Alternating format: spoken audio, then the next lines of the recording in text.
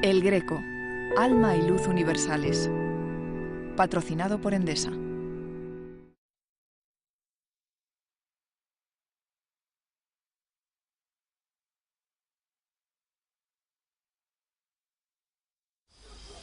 El tiempo se acaba. La noche cae sobre Toledo y sobre el Greco. Pero antes de morir, pintará su obra cumbre, la obra en la que se remonta hasta el cielo, en la que funde pintura y alma como nadie lo había hecho.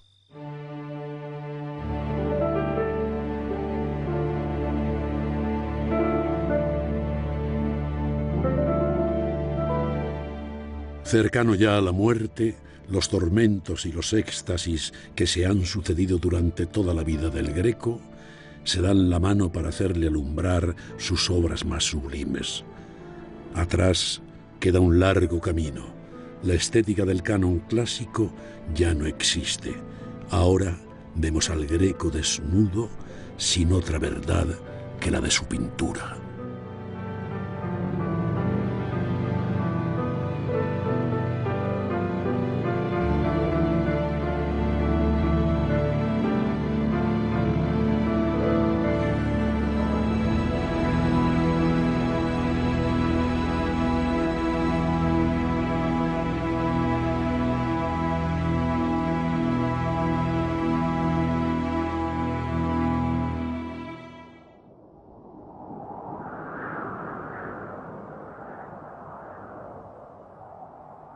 Modernidad, originalidad, complejidad. Yo creo que la idea de complejidad era algo que le atraía enormemente, al mismo tiempo que mostrar sus capacidades de invención, como lo había hecho antes Miguel Ángel, pero poniendo esa aproximación a la realidad que consigue a través del color, a través de los reflejos, a través de las imágenes especulares, a través de las veladuras, y que crea esas sensaciones pues, de texturas y de cosas mágicas, ¿no? Pintar lo invisible, el espíritu, el alma, el fuego que nos mueve y nos alumbra, lo único inmortal en nosotros, porque hasta el recuerdo de que una vez fuimos y lo que fuimos puede olvidarse. En la que es posiblemente su obra maestra, el Greco materializa con sus pinceles lo que ha perseguido durante toda su vida. Es la Asunción de Ovalle. Bueno, yo creo que es una de las obras más complejas, diríamos, como instalación, no voy a decir totalmente multimedia porque le faltaría en este caso la escultura, pero es una pequeña capilla en la cual pues iba un retablo diseñado por el Greco, pero un retablo muy excepcional porque la parte superior no era otro cuadro, como podríamos tener en la capilla de San José, sino era una ventana, y por lo tanto jugaba con la idea de una iluminación natural, pero que al mismo tiempo se hacía parte después de lo que sería la ficción de una luz en el propio cuadro, acompañando pues, la luz divina y el Espíritu Santo en escorzo, que como una paloma pues, sigue la línea de la luz hacia abajo hasta pues, iluminar completamente a la Inmaculada Concepción. Pero ni siquiera en pleno esplendor artístico el Greco pudo tener paz. Jorge Manuel, el hijo del Greco, recibe el encargo de construir el Ayuntamiento de Toledo. No le pagan y él tampoco paga a los trabajadores de la obra. Así acaba en la cárcel pública, desde donde seguirá reclamando sus haberes. Fue un encierro injusto. Jorge Manuel sí cumplió lo pactado. ¿Con qué iba a pagar a sus obreros? Yo carecía también de capitales. Si el Greco murió pobre tanto o menos, me parece que nos engañó un poquito a todos, engañó a la posteridad. Y el problema es que sí, oficialmente muere muy pobre, no hay más que leer el inventario para ver que mucha calidad de vida no tenía, pero es que ha habido un problema que a lo mejor se nos olvida. Y es que Jorge Manuel había estado pues 2 meses antes de morir su padre una temporada en la cárcel. Problema, pues los eternos incumplimientos contractuales. Como el fiador era el padre, lógicamente, a fuer de hombre inteligente, debió quedarse bastante insolvente o hacer desaparecer alguna cantidad de sus bienes para que no apareciera y no pudieran entrar la justicia sobre ellos. No elucubréis tanto. Mis pocos dineros eran míos, y no hay más que decir. Jorge Manuel no estuvo preso más de 2 meses. Luego siguió trabajando a buen ritmo. Al contrario que su padre, cuyos encargos languidecen. Su tiempo se acaba. El Greco llega a su fin.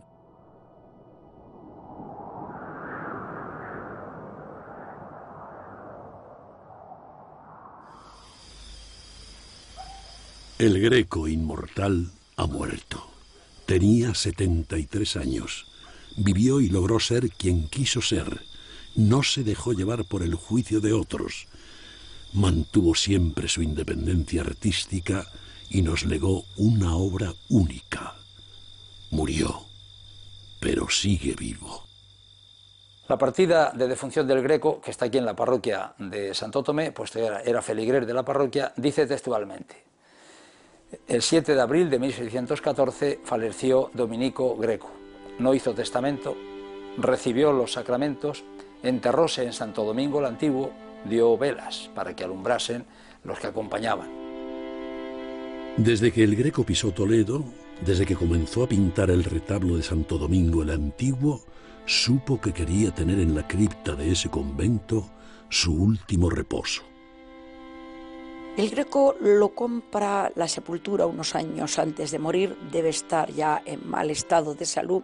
Ignoramos de qué muere el Greco, pero quizá la lentitud que realiza en las últimas horas de su vida demuestra que no se encontraba bien. Debe tener ya algún proceso de enfermedad que le impida llevar el ritmo anterior. Pero no había cumplido un compromiso que tenía contraído de un retablo y una pintura, y al haber hecho su hijo, Jorge Manuel, una sepultura en la iglesia de San Torcuato para enterrar a su familia, le pidieron las monjas que llevaran los restos. No consta que lo exhumara y queda la duda si los restos que hay son de él o no. En cuanto a la verosimilitud del traslado de los restos desde Santo Domingo a San Torcuato, está recogida en lo que son los tratos previos de Jorge Manuel con las monjas, con las agustinas de San Torcuato. Allí se les vuelve a ceder una cripta para él, para sus padres, para la familia.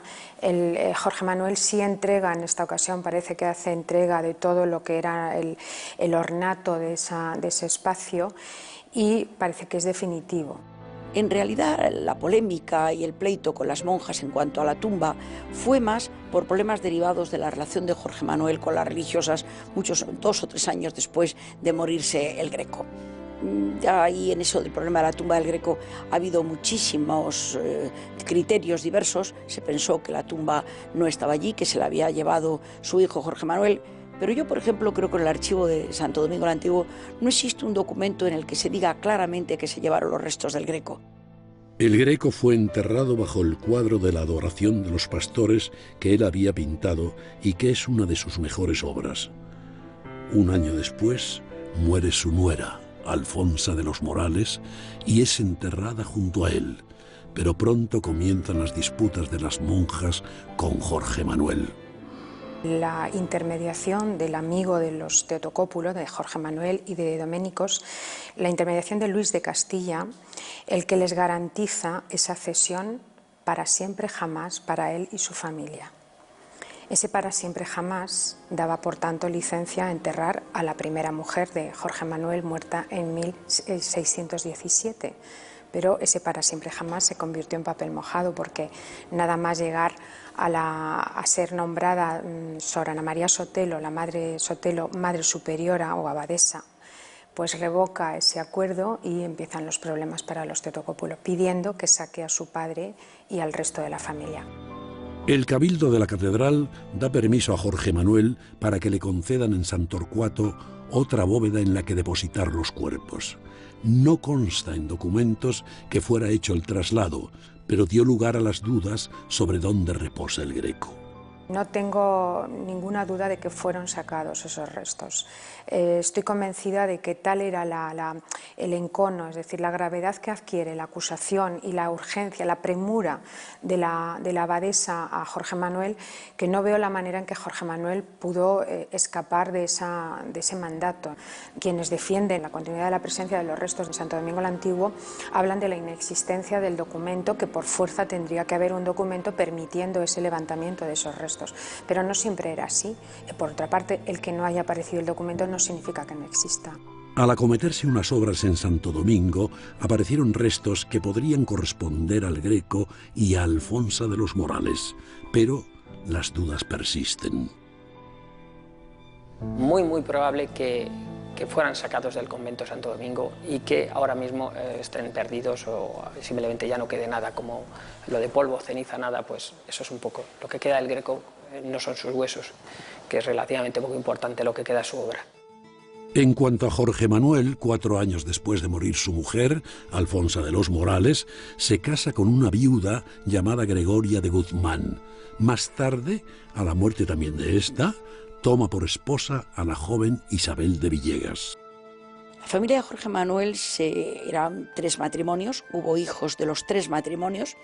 Del primer matrimonio con Alfonso de los Morales había un chico que hizo profesión de fe en el convento de los agustinos. Sabemos de 2 hijas que están en mala situación económica, en gran desamparo, pero estas chicas se nos pierden completamente.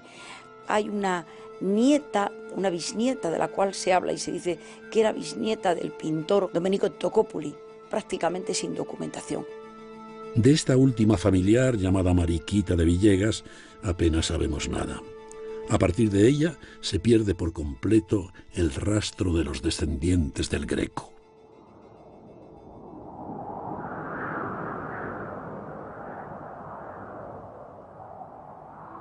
No tuvo que pasar mucho tiempo para que el Greco cayera prácticamente en el olvido, reducido con los años a un pintor menor, denostado por artistas e historiadores. ¿Pero fue así en realidad? Una vez muerto el Greco, se habla mucho de que fue rápidamente olvidado. En realidad no fue rápidamente olvidado. Lo que ocurre es que cuando muere el Greco, en 1614, la tendencia pictórica que él representa era ya claramente anacrónica. Ese olvido es más un olvido producido por todo lo que es la estética y el arte decimonónico enunciado desde la academia en el siglo XIX, pero no es nunca un olvido completo.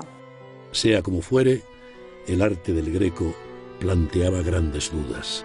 Quizá no podían comprenderle o su obra necesitaba como la madera de un violín el paso del tiempo. Y el tiempo pasó.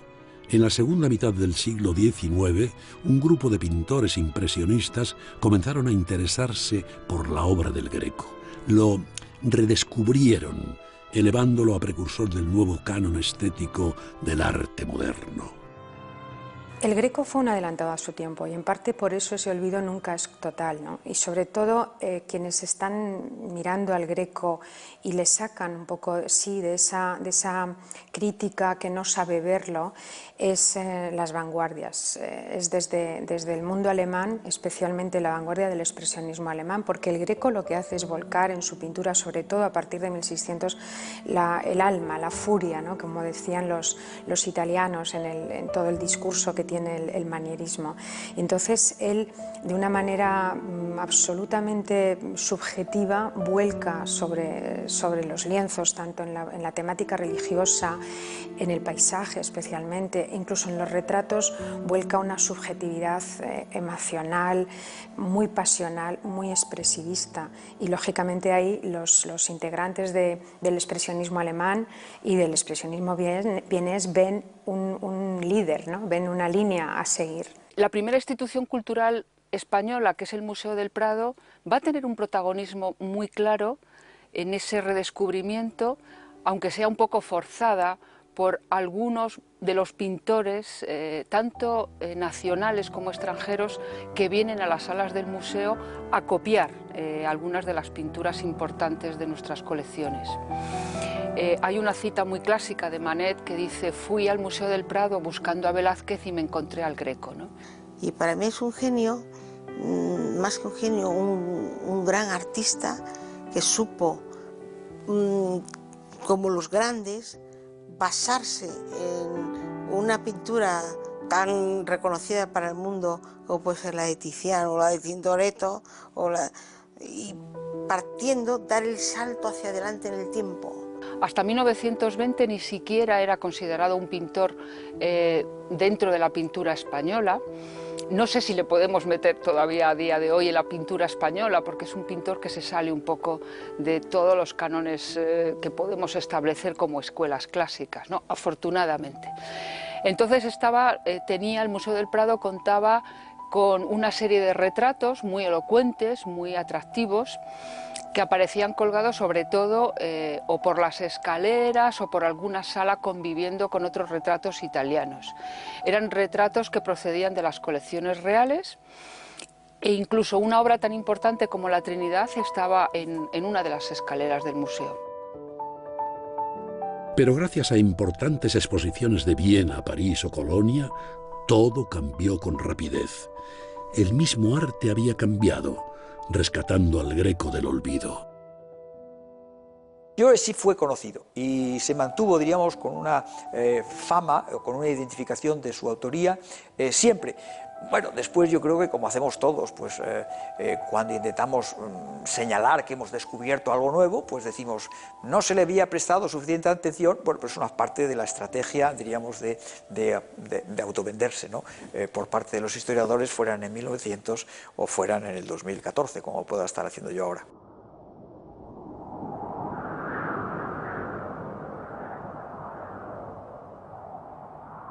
Cuando el Greco volvió a la actualidad, gracias a su influencia en las vanguardias artísticas, surgieron centenares de grecos desconocidos. El canon elevó la cifra a más de 800 obras. Los historiadores antiguos tuvieron mucho mérito para llegar a hacer una catalogación más o menos, aunque las antiguas normalmente dejan mucho que desear, pero hay que tener en cuenta que muchas veces no vieron las obras al natural, que las vieron en fotografías en blanco y negro, y los cuadros que pudieron ver los vieron colgados en iglesias o en sitios con poca luz, sucios, repintados. Entonces era imposible saber lo que era un Greco y lo que era una cosa del taller. Hoy, los especialistas le adjudican unas 300 obras, sin olvidar las de Jorge Manuel o de Taller, con poca consistencia científica. De hecho, hay quien reduce aún más el número de obras genuinas del Greco. Durante todo el siglo XX y en lo que va del XXI, pues van saliendo poco a poco y se va ampliando la catalogación del Greco. El tema también es que para mí lo más problemático no fue esa exaltación del Greco muy importante. El movimiento modernista saca el Greco, pero saca también la afición para querer tener grecos, ¿no? Por tener grecos. El problema de los talleres o el problema de la autenticidad de las obras es un problema más de nuestra cultura actual. Por supuesto, un taller se personalizaba con un maestro, que era el que determinaba la línea del taller, pero realmente ha sido la cuestión de la pintura moderna, la cuestión del comercio, el que ha hecho subir un poco el valorar más esta cuestión de, claro, no es lo mismo una obra de taller, no se paga lo mismo una obra de taller que una obra original del Greco, y ahí está el problema fundamental, ¿no? Pero entonces, el taller, ¿qué es lo que hace? Copiar lo que el maestro ha hecho. Y entonces, ¿qué copian? La superficie. No copian toda la estructuración interna que tiene un original del pintor. Yo creo que es un pintor que tenía sobre todo una capacidad de pensar en términos muy intelectuales toda su producción artística, ¿no?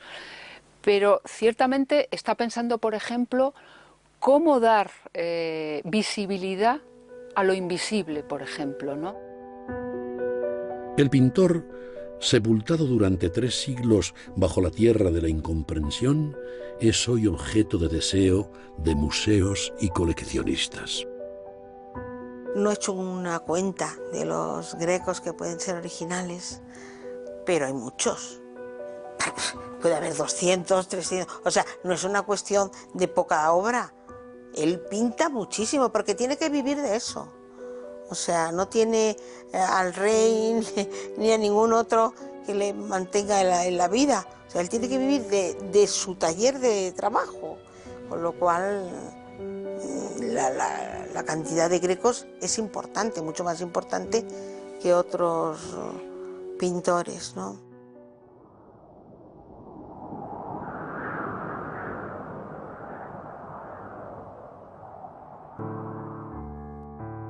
¿Cómo ha pasado el tiempo?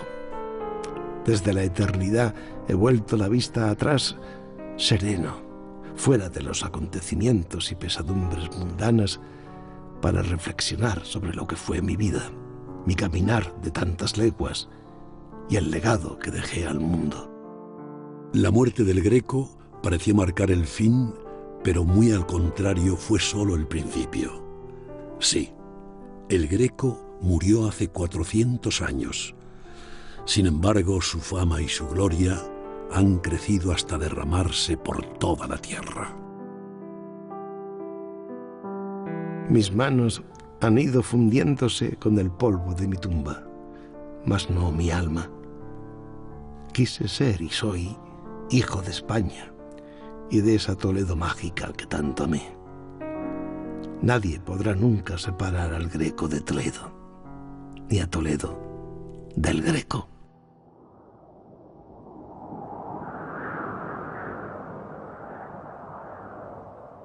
Distinto a otros artistas, pues, de pronto un pintor extravagante que sigue, un caprichoso, que sigue caminos que son los de las cabras, no los de las ovejas que van por las cañadas todas juntas, sino por sendas originales, y que bueno, pues no renuncia a la libertad del artista, ¿no?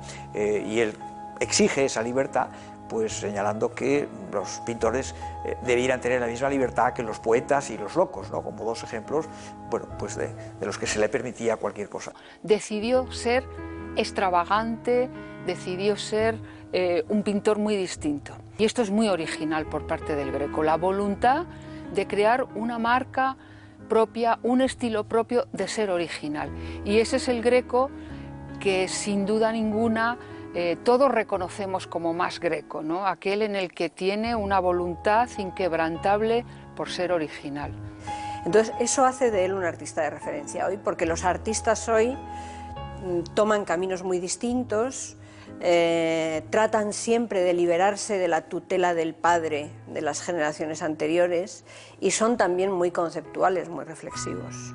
Descubrí que realmente era algo más que una presencia, sino que era un referente, que para el arte de hoy, en el siglo XXI, ser un referente habiendo hecho obra en el siglo XVII y XVI es algo, bueno, cuando menos particular, digamos, difícil de encontrar. Yo creo que estiraba su cuello y la mirada hacia el cielo, hacia las nubes, hacia la luz, el sol, lo celeste. Entonces todo lo que ocurría en el cielo, supongo que para él sería como una gran paleta, un lienzo en blanco o azul que se llenaba, ¿no? Al no ser un pintor de corte, como Velázquez, por ejemplo, con encargos, es un hombre libre. Es un hombre que tendrá que elegir sus personajes y no es ninguna casualidad si algún momento va a ser retrato de un caballero solamente con la mano en el pecho o de un caballero desconocido. Entonces le da toda la libertad del mundo para poder expresar lo que puede ser la representación humana. Es la abstracción al mismo tiempo que es la realidad más absoluta.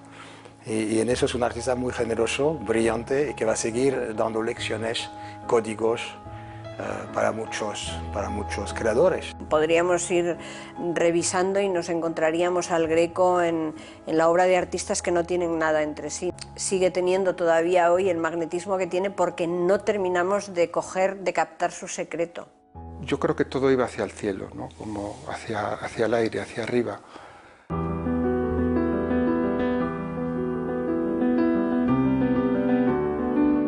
Este es el camino de la vida que llevó a Doménicos Theotokópoulos de su pequeña isla de Creta hasta Toledo y el mundo entero. El gran viaje que conecta su ayer con la eternidad.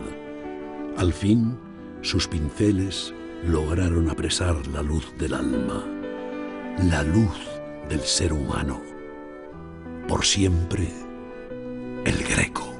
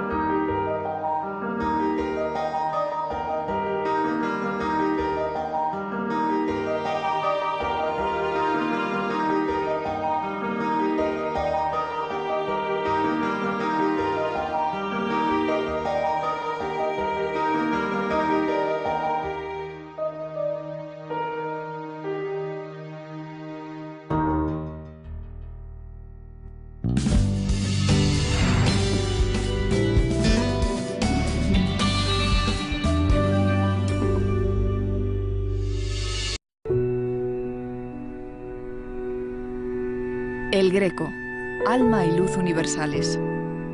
Patrocinado por Endesa.